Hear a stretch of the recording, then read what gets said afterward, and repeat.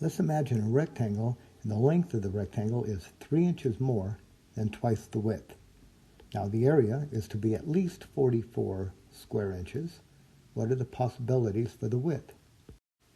Well, let's see. As soon as I see that rectangle, I'm going to draw a rectangle. And then I'm going to label it. Now the way I'm going to label it is this. The length comes first, the width comes second. So typically, this is how it's going to work, is I'm going to put the width, the one that comes second, I'll label that, and then what do you know about the length? Well, the length is 3 inches more than twice the width. All right, so 3 inches more means you're going to add something to what? Twice the width, and to twice you double it. So what about the length here? This is going to be, right, 3 more than twice the width. Now we're told that the area has to be at least greater than or equal to 44 square inches. How do you get the area of a rectangle? Well, that's the length times the width, so that'll have to be greater than 44. And what do we have for the length and the width? We've got 2x plus 3 for the length, x for the width. So we will have quantity 2x plus 3 times x greater than 44, multiply through 2x squared plus 3x greater than or equal to 44. This is quadratic, so let's subtract that 44 from each side. We'll get 2x squared plus 3x minus 44. Now that's all greater than or equal to 0. Now we're going to factor this, so I'll write the two sets of parentheses, anticipating that we can do this. How about if we write 2x and x? Now I'm going to have to think a bit to get these factors of 44.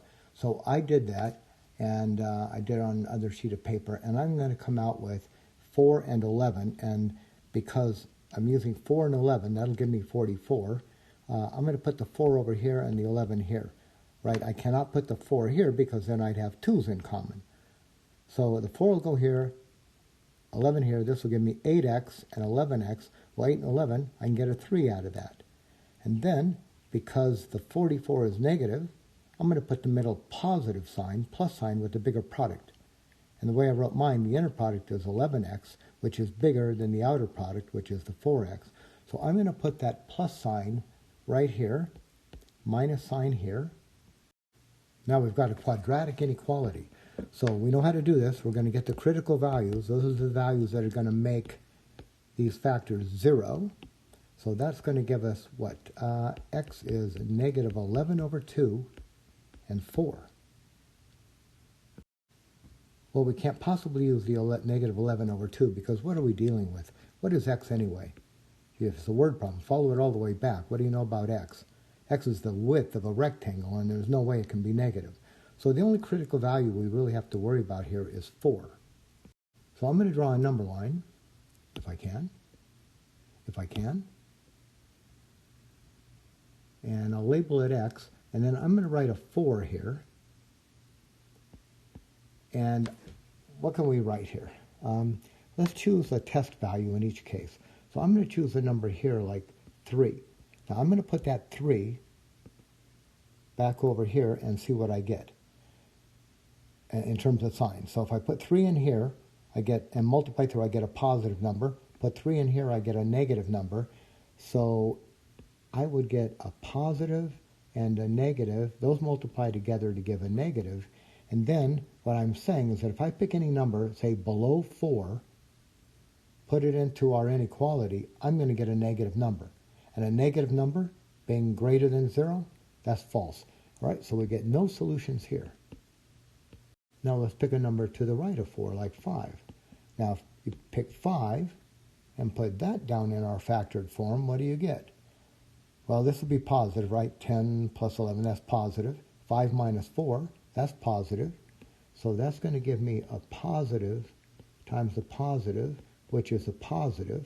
So I'm saying that if I pick any number here in that interval bigger than 4 and put it in here and compute, I'll get a positive number. And then the statement I'm making is a positive number greater than 0, right? That would all be positive greater than 0, which is true. All right, so I get true statements here, so I get solutions out here. So then what do we know? We know if the x values are greater than or equal to 4. So the question is, if the area is to be at least 44 square inches, what are the possibilities for the width? So we can say, what was x? X was the width. So let's just make an English statement. This doesn't really answer the question, right? Let's answer the question. What are the possibilities for the width? So we can say here that the width is at least 4 inches.